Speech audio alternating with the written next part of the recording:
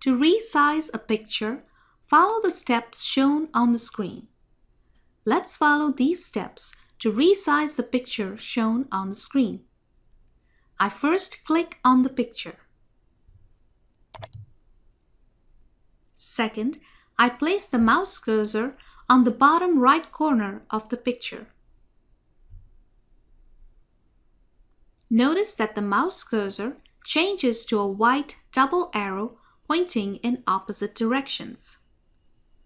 Third, I press the left button of the mouse and keep it pressed while moving the mouse pointer outward.